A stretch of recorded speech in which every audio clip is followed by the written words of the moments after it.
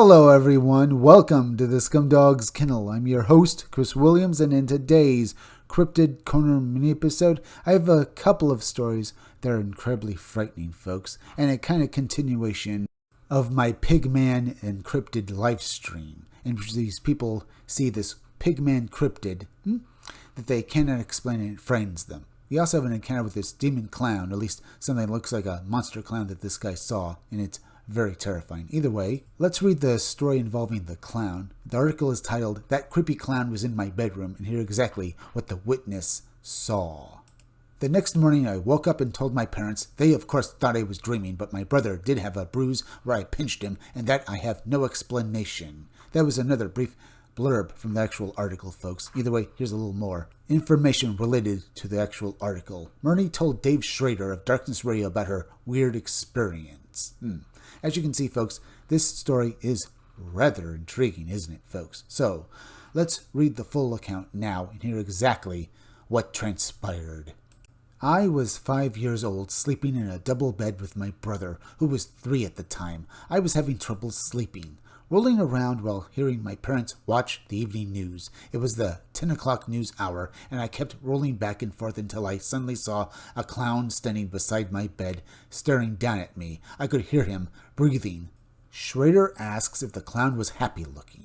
It was more of a maniacal, scary sight. He had red hair, the whole thing. I was awake so long that when the furnace kicked in, I could hear the cheap satin rustling on his outfit. I was too afraid to move, and then I heard the Johnny Carson music from the other room. My parents started turning down the lights. They were going to bed. I was terrified to scream out to them, so I didn't. I snaked my arm underneath the covers and pinched my brother in the soft part of his arm, trying to wake him up. He didn't wake up, and when he pulled away from me, I kept opening and closing my eyes, hoping that the next time I opened them, they would be gone, but it just wasn't. It felt like it went on for hours, and then I think I just fell asleep out of pure exhaustion and terror. Now, folks, can you count how many times that we've read a story in which this guy sees a sight like this while he's in bed, and that he says that he, probably fell asleep out of just pure exhaustion? I think it's more than I can possibly know, folks, because how many stories have we read with people who, when they were children, saw something and then they fell asleep for some odd reason, or who are adults and basically find themselves in a similar situation, but they're unable to move or, even cry out.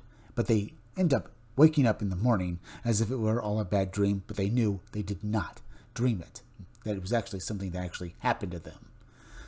I'm thinking, folks, that if these entities do exist, either they're demonic or even maybe, extraterrestrial, they have some power to influence or even outright control people like this. It just seems like that's what we just read through with this experiencer. Either way, let's finish off his story now, and then we can maybe talk a little more about it. The next morning I woke up and told my parents. They of course thought I was dreaming, but my brother did have a bruise where I pinched him, and that I have no explanation. I didn't see it leave. I think I just literally passed out or fell asleep from repeatedly opening and closing my eyes, hoping it would be gone. It never happened again. It was a one-time experience. It's very vivid and has stuck with me my entire life. Schrader asks if it spoke or made noise. No, it did blink. No other noises, just breathing, staring. When the furnace kicked off and on, I could hear the satin on his outfit rustling because the furnace was very close to the bed. Schrader asks about the outfit, if it was bloody. No, it was purple and green with a red tie. I stared for so long that I would recognize that stupid clown again if I saw it, but I've never seen anything exactly like that. Source, Beyond the Darkness, November 10th, 2018. So, a very intriguing story here, folks. What was this entity? Was it some sort of alien extraterrestrial shapeshifter, or maybe somehow able to influence the minds of who is looking at it, folks? It could be. Maybe this was all part of some sort of abduction by this being, folks, in this, clown form. If indeed this was some sort of alien being, maybe it took this form because it wanted to basically abduct this person, but make sure that the child wasn't screaming its head off. Maybe, I don't know. We can theorize about that after we read this next article, folks. Pigmen encountered in Marymount, Ohio sidewalk. Here we have yet another encounter with a particularly unique cryptid that, not too many people see.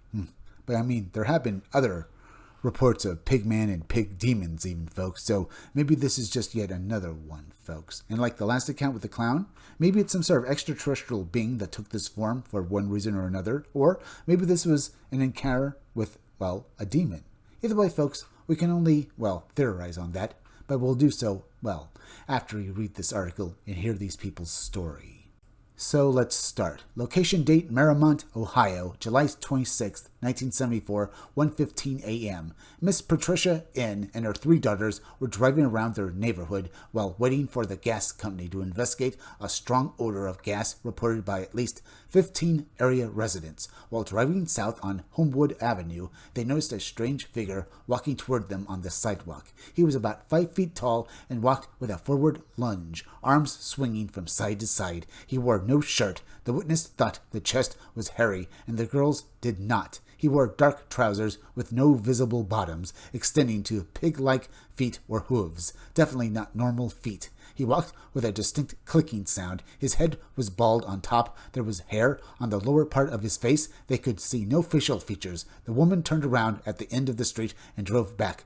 But the figure had vanished. The odor was gone when they got back home, although the technicians had been unable to find any gas leaks. Source: witness report to private investigator and Albert S. Rosalius. So, folks, what did Patricia and her 3 daughters see? Was this actually some sort of cryptid sighting, or do you suppose that maybe the supposed gas leak played a part in this? Was it hallucination? Or, remember, folks, as the technicians said, they didn't find any gas leaks, so maybe this had something to do with the government. Supposing this leak was basically some sort of actual test of some sort of, gas weapon, or maybe something that alters the perceptions of people, either allowing them to see these things or something that makes them hallucinate things. Maybe the government was, well, experimenting with people. It's not something we haven't seen before, folks, and it could be a possibility and might explain this particular sighting. It could also go and maybe does explain what happened with the clown. Maybe this was also some sort of a gas leak, or maybe some sort of a experiment by someone or something. It could be the government. We can't rule that out, folks. But it could also be the government testing out some sort of a gas, or maybe some sort of device that does the same thing. Or maybe it was indeed both signs with alien beings or even demons. Now, if you're wondering why it could be demons, well, if you look at both accounts, folks, what happened with, well, both witnesses was that they were frightened out of their minds. Well, pretty much with the boy, at least. While Patricia and her 3 daughters, they probably were frightened, but they were brave enough to go back, so maybe they weren't completely out of their minds with fear. But as I said, folks, maybe the reason for this sighting, and as well, the sighting with the clown, was because these entities wanted to feed on these people's fear. It could be something, folks, but then again, this could also basically be encounters with alien beings. Maybe this gas was basically used in this area by the government, because maybe it basically, well, causes these beings to basically become visible. Maybe they caught this pig man, and this is why it was gone when Patricia and her 3 daughters drove back and tried to see it again.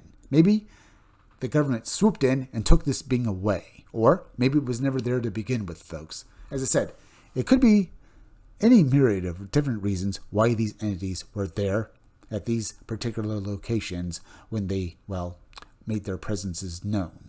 Now, with the Pigman, it looks like it was just some random encounter, folks. He doesn't appear to basically even known these people were looking at him. They just basically drove by and then quickly drove back. So that pretty much says to me that whatever happened there, it was very quick, so I doubt that the government actually swooped in and took him away. But then again, we don't know for sure, folks.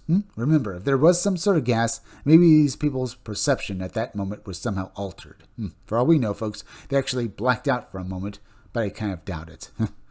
I mean, they were driving a car, and there's too much of a chance that the mother could have ended up in an accident, so I doubt that's exactly what happened. Either way, they smelled this weird gas, and they saw this weird pig man, who was also faceless, by the way, folks, which brings up the cryptid known as the no-face, the Japanese yokai. So maybe there's something there as well. Either way, folks, with the clown as well, we just don't know until we get more information. Until then, folks, we are at the end, so hit that like button for me. Make sure you're still subscribed. Leave some comments down below, and please share this video out. And please go subscribe to my YouTube channel. Read comics, they're bad for you.